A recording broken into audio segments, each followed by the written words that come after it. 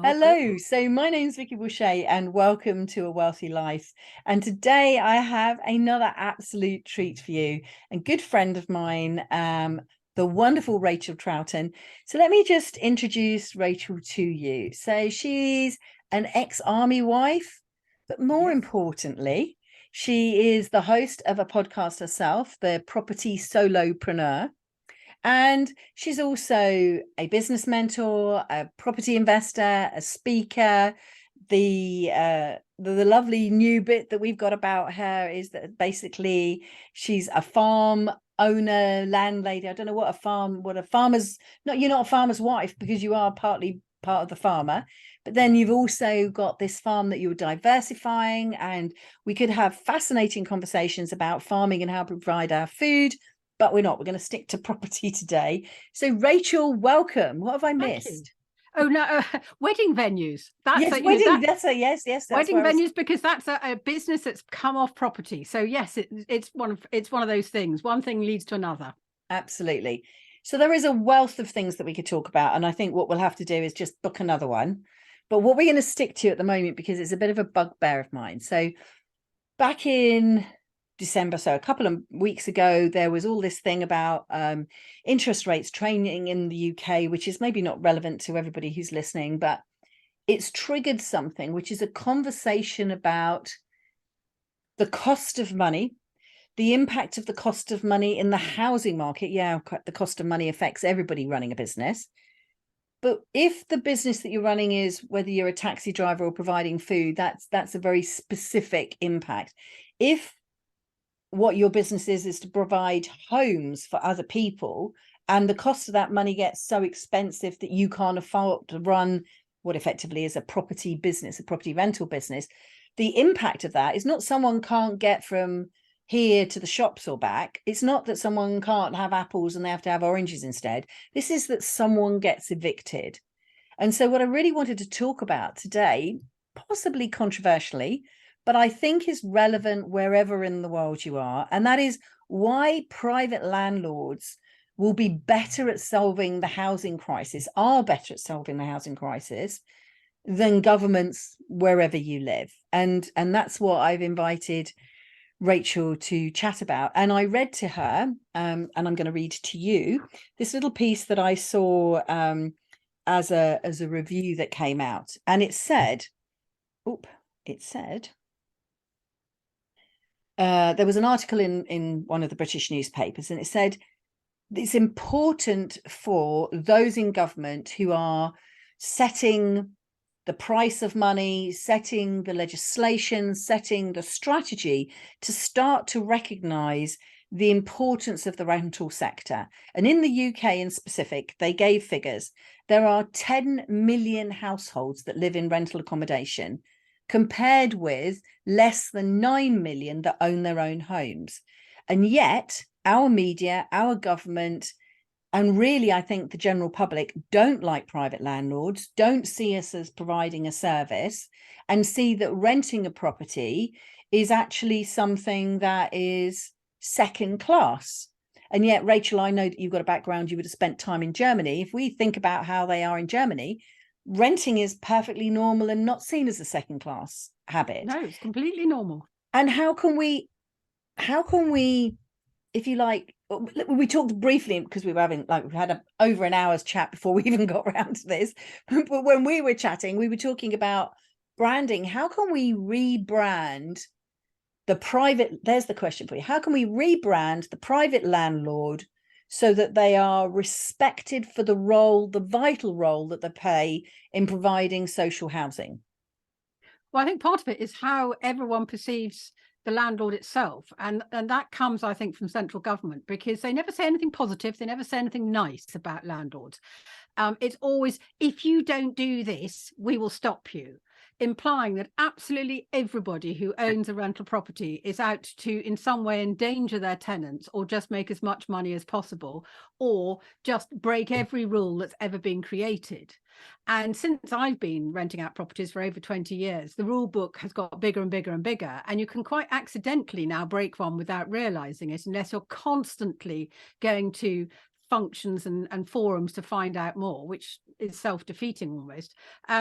There is an idea that if you are going to be a landlord, you have to adhere to standards that are actually almost unreal.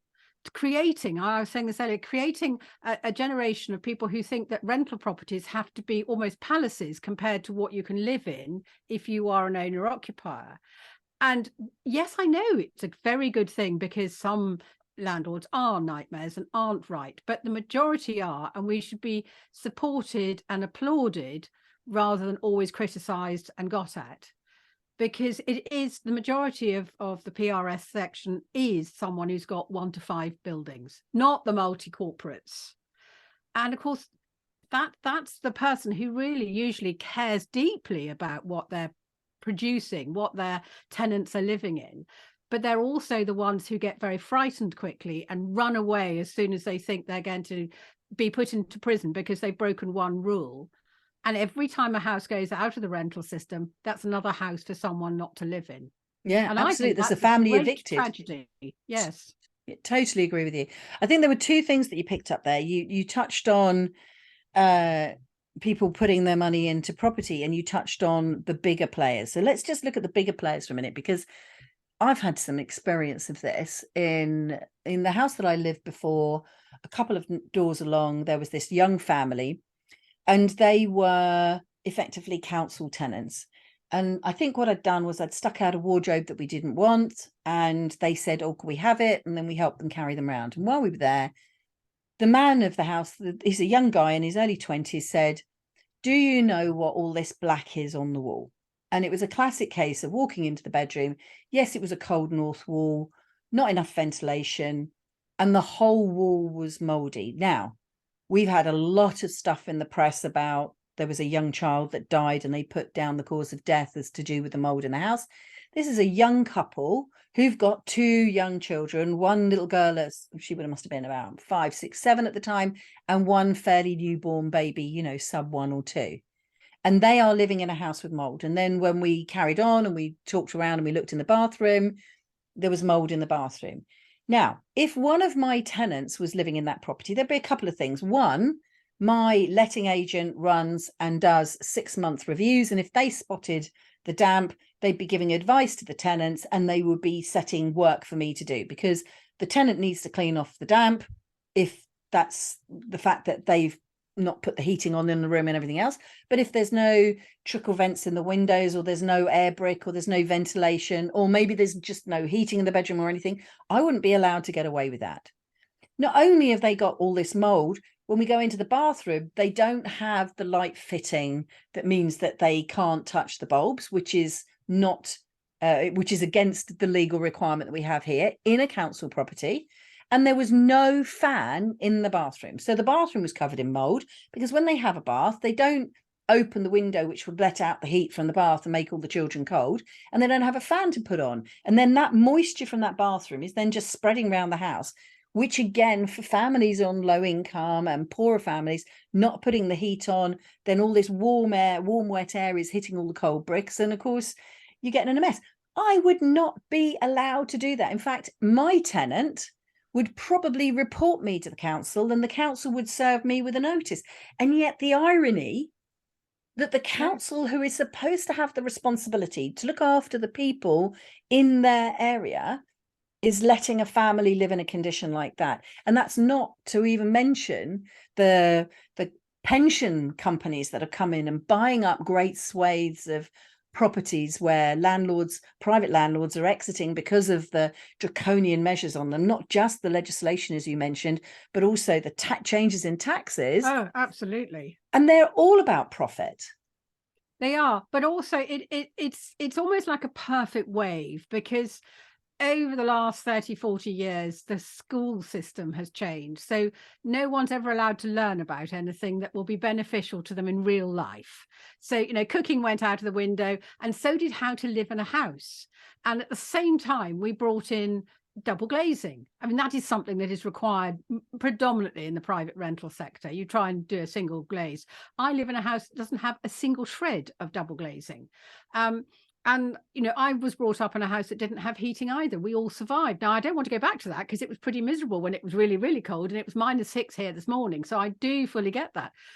But we just don't give people the sort of information to make their lives more bearable by knowing that, no, you're not going to let the heating out of your house if you just ventilate it briefly and all that sort of thing. And I do think you've touched on a point there. Councils aren't doing enough to make sure that the families can work and live in their properties easily in the same way that they could do and are expected to if they're on the PRS, because they would be breathing down our necks. Oh, totally. And yet, when you look at certainly the British media, and I'd love to know what it's like in other countries, when you look at the British media, we're the devils. Private Yes. landlords, us little people with our little portfolios, we're the devils. But then, as you say, I care more about my tenants, I believe, and I am quicker to repair. And for all of my clients and all of my mentees, I teach them the same thing. When a repair comes in, you respond to it. You work out whether it's actually, you know, caused by tenant damage and therefore they are liable, like they, I don't know, kicked the door or they pulled a cupboard off or something like that, or the dripping tap. You deal with the dripping tap. You definitely deal with the electrics. Well, you have to, because, you know, 9 times out of 10, when they report it, it's not just happened. Because their lives happen and so do ours, and they suddenly wake up one morning and go, that's it, it's dripped for 2 weeks, I'm now going to report it, by which time you've already got a problem on your hands. So, you know, yes, and of course, because we own these properties, we want to maintain their fabric, because otherwise they devalue very quickly. Yeah. And that is something that I think most people completely overlook now. But, you know, the trouble is, of course, we know that not everyone's good. And if you read the trade papers, you constantly see Mr. X and Mrs. Y have been prosecuted for the following things, but they tend to do it in quite a large scale. Yes. And I also think with purpose. Majority of people do things because they don't know enough, and because there isn't enough information going out about rule changes. They somehow think we're all just going to acquire the knowledge by osmosis, don't they?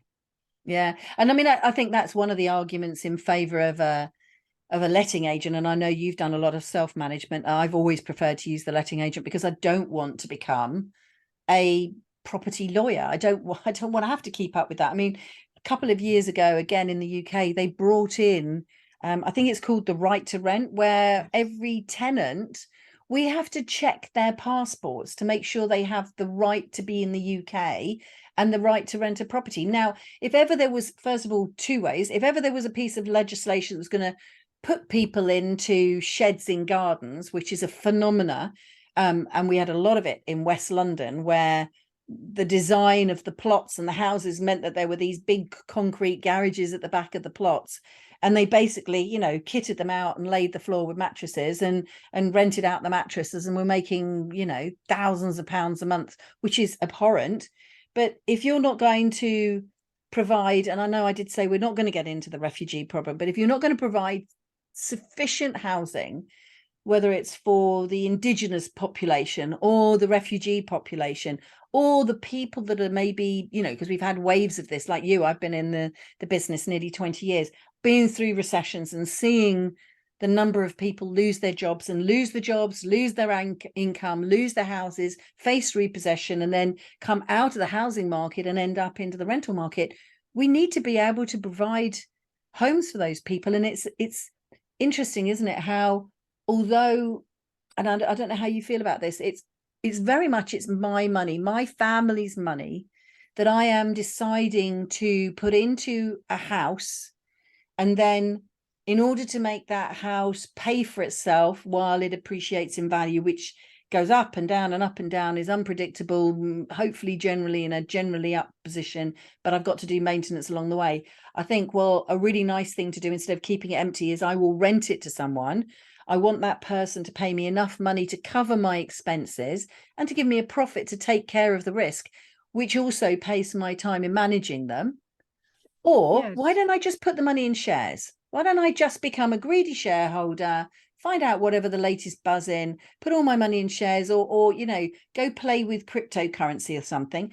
And if I choose to do that, then umpteen families are not going to get a decent home instead. But you're not giving me, not you, obviously, Rachel, No, the bigger government world. agenda, the bigger world is not giving me any encouragement to put my surplus cash into properties. And let's be honest, like you, the houses I buy are not the sort of house that a first-time buyer wants to live in. They cannot afford to raise the deposit to buy the house and raise the money required to bring that house back up to standard. And buying houses that probably haven't been touched since the 1960s or have been trashed or were maybe a previous rental and the tenants turned them into a weed farm or something. But I think what you're saying comes back to the fact that we talk about councils, but they are an offshoot of main government. They work on behalf of main government, and there is no joined up policy on this. And they've almost got a blind spot where they're going, we sold off the council houses, which everyone loves buying a council house because they're so great, but we've got not enough of them. And the problem is that they put an extra sort of barrier into the whole idea of giving support to the social rental sector, because they insist on not talking directly to the landlord. It becomes a three-way conversation: the council, the tenant, and the landlord, and then fourth if there's an agent involved, which makes it really difficult. Whereas actually, if they just paid us directly, and they did, there were schemes 20 years ago which worked really well, when they could actually take our properties for 7-10 years or whatever. Yes, they'd need a bit of agreement as to how it all worked, but it meant there was total stability for that tenant, because we couldn't move them in and out. We just received the money as the landlord. Everything else got sorted out. It would also then mean the council would have a firm body of houses that they had to house people in, and it would be up to them because they have the agreement basically between the tenant and themselves. And suddenly there would be more houses available, because many people I talk to have one bad experience from LHA tenants, and that's it. Won't touch them again, even if they've got no borrowings on their properties at all. And I do think that everyone uses, there's a mortgage, as a sort of stick to say we can't do this, because many of us actually have unencumbered buildings, which we could quite happily use for housing social cases, but we don't, because there are too many people involved. Yeah, absolutely. I agree with you. And I think there's also something there around, whether you're housing people that are on benefits, as you say, LHA, which is our local housing allowance, or you're housing people who are in employment and come with working guarantors, whatever it is, there is a risk to you as the landlord. And whether you've got an unencumbered house or a mortgaged house, we are mini businesses. I absolutely believe we are mini businesses. We are mini businesses, and we deserve respect. And one of the things that I've noticed over the years is a person who loses their job then goes into complete lockdown. They can't think straight. How anyone honestly thinks that they can find a new job and sort out the dramas that's going on in their private life and suddenly realize that it's all going wrong for paying the rent, and what do they do about it? They're not going to go and find out that information straight away. The first they realize they're in trouble is when the eviction notice starts to come on their way. And that can happen really quite quickly. And if there was a way that we could take out the middleman and make sure that landlords were just completely supported in that instant, then people would have time to get back on their feet. That's usually what the problem is, getting back on your feet. I know I've had some tenants in my past who haven't paid, and they were malicious, but they are the very small minority. And yet they tend to brush everyone's idea of what a bad tenant is just because you've had one experience. I think it's such a shame. No, I agree. Do something new about it. And everything that we see in the media is always about the bad tenant and the bad landlord, because here we are in the UK, we only love bad news. But you're picking up on your point about having, if you like, the stability in the rental market for the tenant, but also for the landlord. But also stability is so important. And my heart goes out to people who have children and have to keep moving. I mean, yeah. I was an army wife. We moved 19 times in 23 years. So often my children were being educated in a different country to the one I was actually living in, because they could not go to a school without being moved. That was part of the problem. And that's exactly the same that many people encounter if they are in rented private accommodation. So I get that. But it is part of the problem, of course, is that as the mortgages go up, then of course, as it is a business and we have to pay our mortgages if we own these buildings, people want to put the rent up. And it has been, for those who don't keep abreast of this, there's been a huge hike this year, and that's because we had what, 6-7 raises in mortgage rate. So consequently, I was shocked to learn, because none of my tenancies had turned over, and we just put up the rent, once a year for a small amount. It's all done by percentages. All my tenants are happy. That this one house of mine that is normally, this time last year, if I put it on the open market, I would have got 420 a month. If I put it on the open market now, I'd get 550 a month. That is dramatically different and cannot be sustainable. But that's happening because we aren't locked in to a system where we can guarantee that our tenants will get, our payments will happen. So you can see how it happens, how people do evict just because they want to raise the rents. No, I agree. And the constant changing of the legislation isn't helping. I don't want to make this all sort of sound all doom and gloom. You picked up the point about being an army wife and being moved, and how stability was important.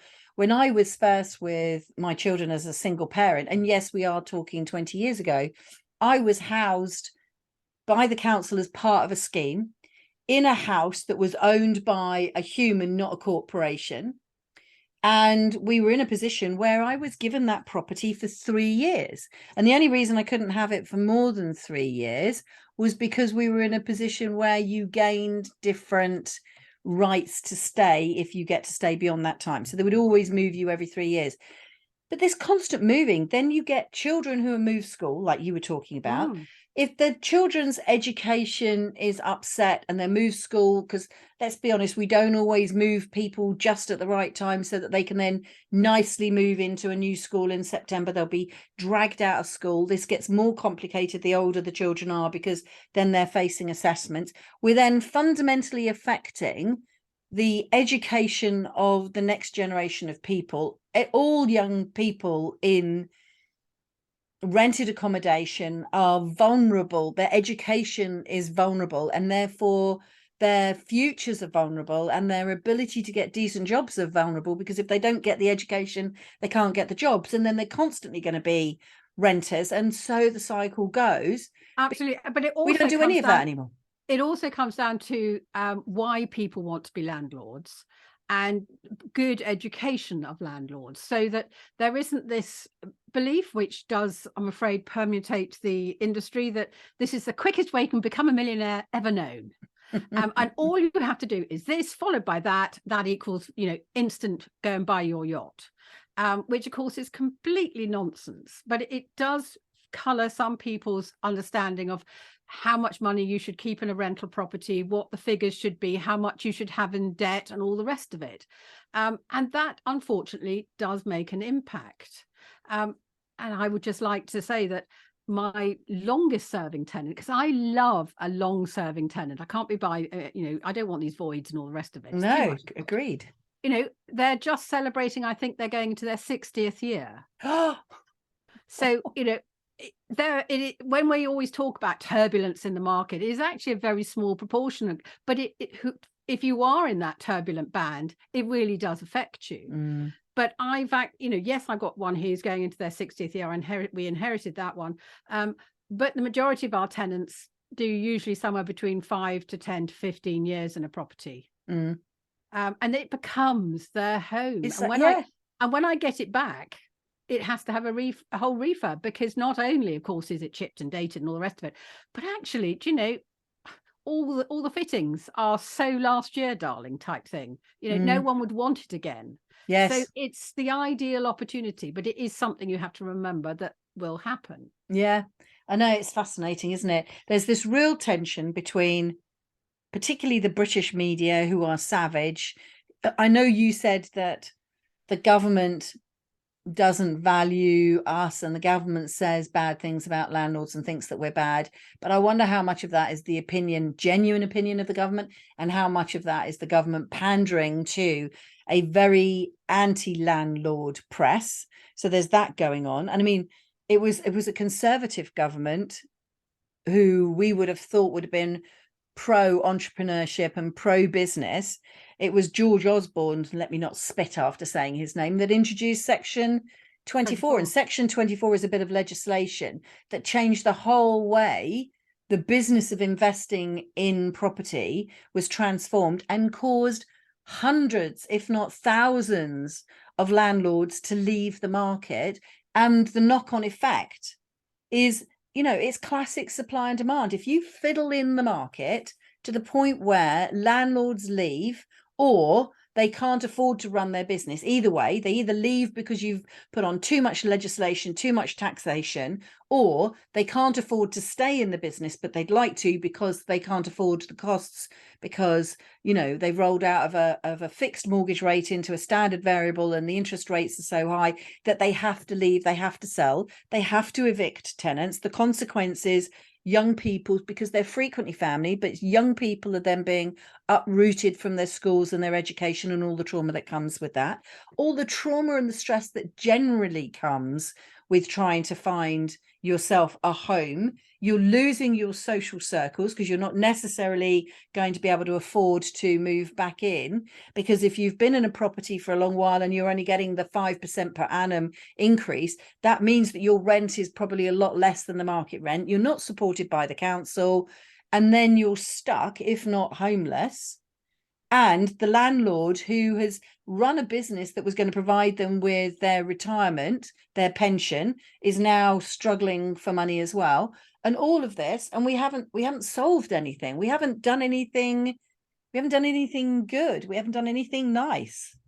I think it came out partly because everyone would, on one hand, yes, it is a business, and everyone got quite wound up about profits and everything else. But, you know, we were both in it long before the interest rates fell, and, you know, the margins were tight, and people only started to get aggressive about landlords and aren't we bloodsuckers and all the rest of it when interest rates went through the floor, and suddenly everyone went, how much money are you making per property? But they'd forgotten that we've still got costs. And as you know, that we should all have been putting money away for a rainy day, paying off mortgages, or making sure we had money there for when the interest rates rise. And, you know, it is one of those shocking things that I find when, for instance, on strategy days, when I'm looking at someone's portfolio and I look across the board and it's cash flowing beautifully. Well, it won't if the mortgage rate goes up 3 points. Yeah. You know, and because we've had 10 years of amazingly low rates, people have forgotten they do go up. And they're just inclined to go, well, we'll have plenty of knowledge about that. Well, we've all proved in the last few months that that's not so. Definitely. So, you know, there is this unreal expectation that it doesn't have to adhere to normal business practice almost. And one of which is that, you know, you have to put money aside for a rainy day, and you do have to be able to stress test everything. Oh no, I agree with you. I mean, there's almost the property fundamentals. It's really interesting you pick up on interest rates, because when I started investing in 2008, interest rates were already at 4-5% and then climbed. Before that, when I worked in the mortgage business back in the, oh goodness me, somewhere in the 80s, I'm showing my age now, I can remember interest rates going up to 12%. And I remember very clearly arranging a mortgage for a young guy who was using his dad as a guarantor, and he was counting his unguaranteed overtime in order that the affordability was there for him to buy this house or flat or whatever it was. And then the interest rates went up 4% quite quickly. And I remember thinking, I wonder if he's lost his house. But more importantly, because his dad's the guarantor for him, whether he's actually made his dad lose his house. And so it can affect the rental market. But at the same time, particularly in the UK, and it'll be different banks in different countries, I can't expect our Bank of England to go, well, look, our primary focus is to control inflation. And so I really need to put the interest rates up to sort of, you know, curb spending.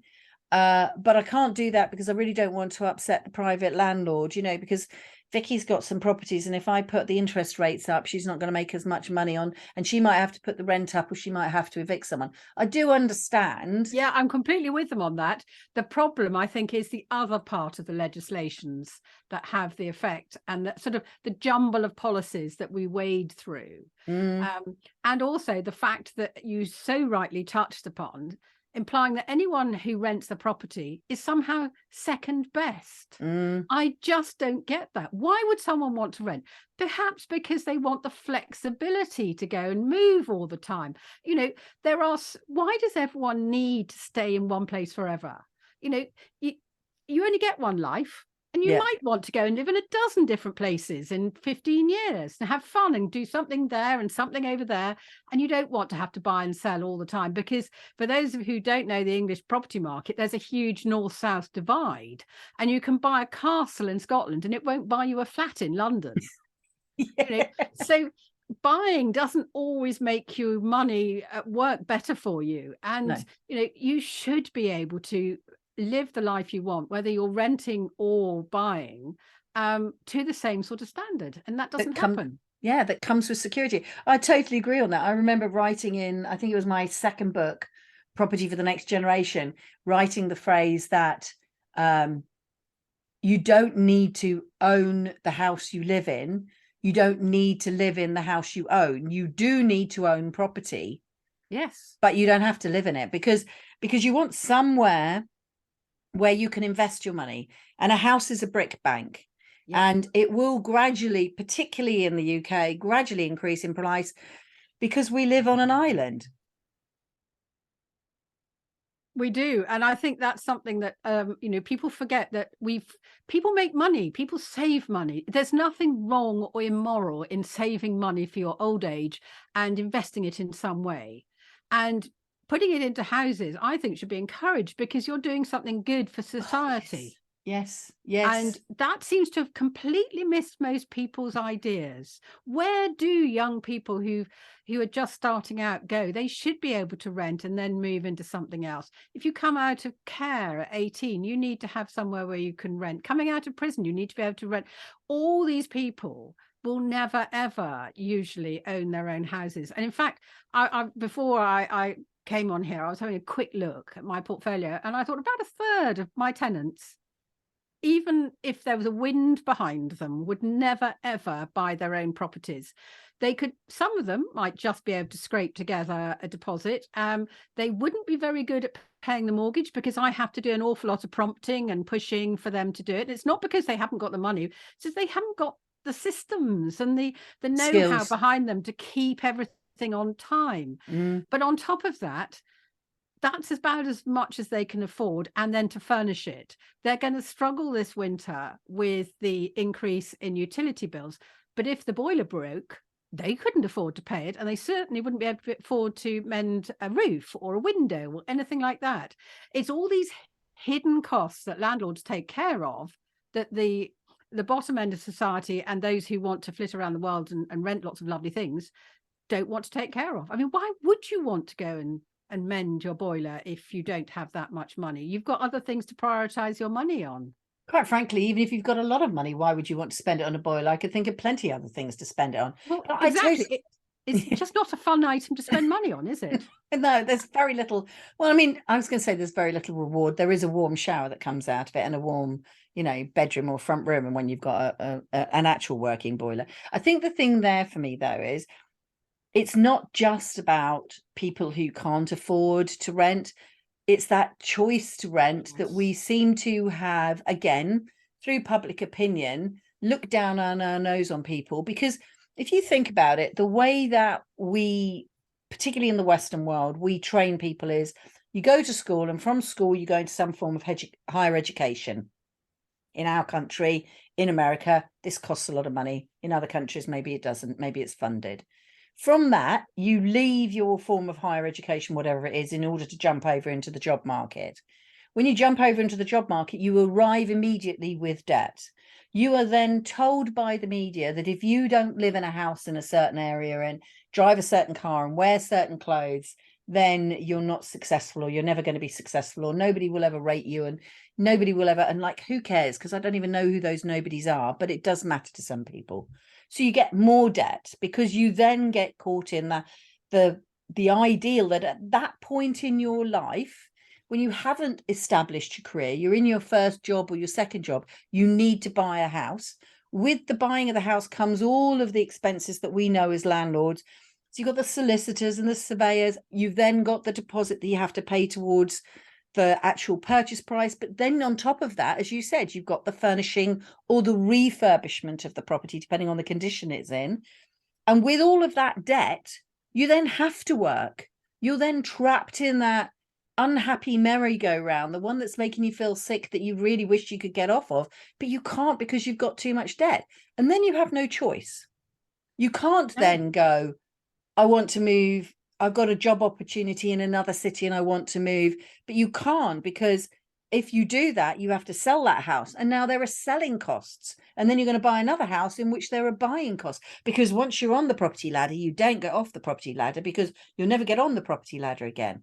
Yes, but also the fact is that, you know, we all forget that if you rent, yes, you have to find your rent and you have to find your utility bills and your deposit, but that's about it. Whereas if you've bought that property, you're looking at twice, if not three times the output. Now, you and I both buy houses in areas that the housing stock is relatively cheap.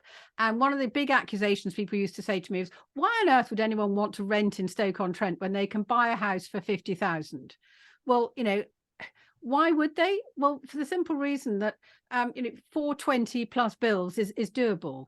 But actually a mortgage plus all the bills and the insurances and everything else may not be for those people. And that's what the rental sector fills in. And I think it's a great mistake to think because you are a politician and you want the votes, that you've got to say this, in an ideal world, everybody will be a homeowner. Isn't that wonderful? Well, all I can say, and you're probably the same, is if you talk to distressed property owners, I've met very few in my life who haven't been able to afford a mortgage and yet they're in distress. It's because they are paying huge credit card fees usually and a mortgage. There's always something else and a mortgage. They very rarely come in ones. And that is the problem. There's just been an explosion in what people think they ought to have and buy and then don't see the consequence of. So, you know, the rental sector is not going to go away. It's needed now more than ever, I think. I absolutely agree. And that's, I don't know if we've managed to capture that in this conversation, but that is very much what I wanted to come across here, that it's about valuing the role of the smaller private landlord and the role that we have to play in basically providing the stability for our younger families, our families that are not as financially affluent as others, but equally the young people that have done very well at university and want to have that freedom where they can travel. So it's not that all rental properties need to be in the north or need to be sub £100,000 purchase price. Actually, you can still have, you know, decent flats in city centres that cost anywhere from 200,000 to 500,000 if the rents are right, because people should be allowed to live where they want, but underlying that needs to be, in my opinion, and I think you'll probably agree, Rachel, a government appreciation of the role that we play in society. And I hope that that's what we've managed to share with you, and we've gone on that's exactly what I want to get over, because I think you know, we're not going away. No. And they'd be beside themselves if they did do away with this, because where would they put all the rental people? Absolutely. Government could not afford to take on all the properties and to keep them up to the standard that they demand. Yeah, exactly. They've sold the stock they had. They've sold their golden gooses, and now they can't afford to get back in the market, and then they don't appreciate us, the ones that are doing that. We're going to have to stop, but we're definitely going to have to come back and have a part 2, Rachel. We'll pick up on some other topics, maybe some of the other stuff we were talking about before we started. But I want to thank you so much for your time. I so appreciate you stepping away from your busy property business so that you can have a chat with us. Rachel, will you just share with us, I'll put them all in the show notes, but your links or something where people can find out more about you, more about what you do? Yes, I can be found at my website, Rachael, and I spell my name AEL, just to be difficult, racheltroughton.com. On Instagram, I'm Rachael_Troughton. And on Facebook, I'm Rachael C. Troughton, because there is another Rachael Troughton out there on Facebook. In fact, 2. So do make contact with me, and I will always get back to you because I do a variety of things. And Vicky, thank you so much for having me on the podcast. As always, I love talking to someone who gets the nuts and bolts of property development and investment and understands that there are figures behind it. It's not just about being a millionaire. No, absolutely.